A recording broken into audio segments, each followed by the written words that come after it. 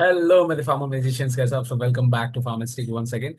सो अभी आने वाले 5 मिनट में आप एक नया कॉन्सेप्ट सीखने वाले हैं। जिसको आता है वेल एंड गुड, रिवाइज कर दो। जिनको नहीं आता है तो वीडियो एंड तक देखो।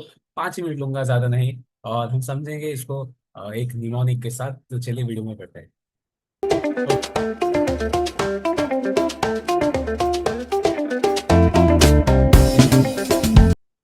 Okay, so before moving into the classification, I would like to say कि जो हमारा मेरा बीसीएस क्लासिफिकेशन है। मेरा क्यों बोलता हूँ? क्योंकि मैं फार्मासिस्ट हूँ भाई।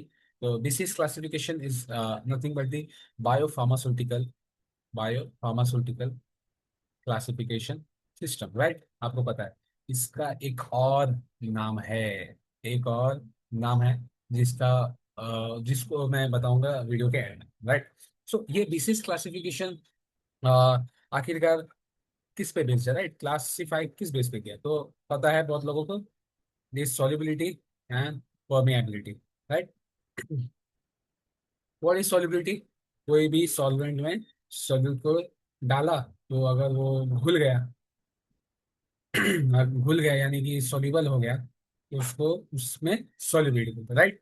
परमिएबिलिटी का मतलब क्या होता है? एक ड्रग है, ठीक है, यहाँ पर मेरा जीआई मेम्ब्रेन है, उसके अंदर उसको जाना है, यानी कि उसके थ्रू जाना है, राइट? ताकि वो ब्लड में जाए एंड एब्जॉर्ब हो। तो इस चीज को हम बोलते हैं परमिएबिलिटी, यानी कि मेम्ब्रेन में जो आपका ड्रग है वो जाएगा एंड देन फर्दर प्रोसेस होगा, राइट? तो दैट इज परमिएबिलिटी। सो आखिरकार ये बनाया क्यों?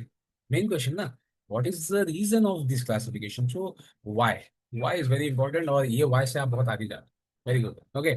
सो व्हाई? बिकॉज ये जब हम ड्रग डिस्कवरी वगैरह करते हैं, ड्रग डिस्कवरी वगैरह करते हैं, वहां पर हमें पता चलता है कि अच्छा इसकी सॉलिबिलिटी ये है, ये सॉल्वेंट में मैं ये सॉल्वेंट यूज कर सकता हूँ, राइट? बहुत सारे basically it helps in drug discovery. 5 minute में सारा समझाने बैठ जाऊंगा तो आप बोलोगे 5 मिनट बोला था, 10 मिनट कर गया, right? Okay.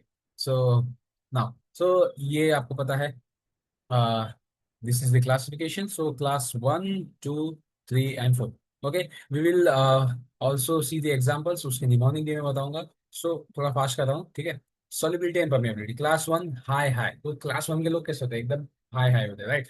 Then class 2 solubility थोड़ा सा लो, ठीक है, but permeability is high. Class 3 के high and low. So you have to remember just solubility and permeability. That is solubility मेरा पहले आएगा, देन मेरा परमेबिलिटी आएगा। So then you can high low आप समझ सकते हैं। सो देखिए, क्लास 1, ये क्या हो गया? ओके, मे बी पेन का इशू है।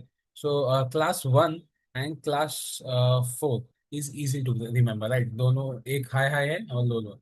तो क्लास 2 और 3 में थोड़ा सा दिक्कत आती है, राइट? सो उसको आपको याद करना पड़ेगा। Now talking about the example, ये जो दिया गया है यहाँ पर। सो इट इज क्लास 1 में diltiazem, then nifedipine, insulin and taxol. तो इसको मैं ऐसे याद रखता हूँ, आप लिख लो। दिल में नाइफ डाला, दिल में नाइफ डाला, किसने डाला वो मैं नहीं बताऊंगा, ठीक है? दिल में नाइफ डाला, टैक्सी में इंसुलिन लगा के, ठीक है? मतलब इधर गया, ये पेन का इशू हो रहा है। ओके। सो एक दिल था, उसमें जो है एक ऐसा शार्प नाइफ डाला, ठीक है? नाइफ डाला, वो भी एक टैक्सी में, ठीक है, एक टैक्सी में, और इंसुलिन लगा के। बताओ भाई, यहाँ पे आप समझिए, डील यानी कि डिल्टियाजेम, नाइफ यानी कि निफिडिपिन, एंड देन टैक्सी, थोड़ा सा सीक्वेंस चेंज होता है, बट टैक्सी से टैक्सॉल, एंड इंसुलिन से insulin, right? So this was the small mnemonic. इसमें ऐसा नहीं है कि यही चार मतलब एक एक कीट लगाते हैं। There are other drugs, but this is given in the standard book, तो इसके लिए मैं इसे लिया, राइट? सो अगर आपको ये कॉन्सेप्ट समझ में आ गया तो इस वीडियो को लाइक कीजिए, शेयर कीजिए। 5 मिनट में खत्म करना था, इसके लिए बहुत कुछ नहीं बता पाया, बट जो इंपॉर्टेंट है वो मैंने बता दिया। सो इसी के साथ शेयर चल रही साइनिंग ऑफ, मिलूंगा नेक्स्ट वीडियो में। Bye bye, take care. Channel को सब्सक्राइब करना मत भूलिएगा, ठीक है? Bye bye.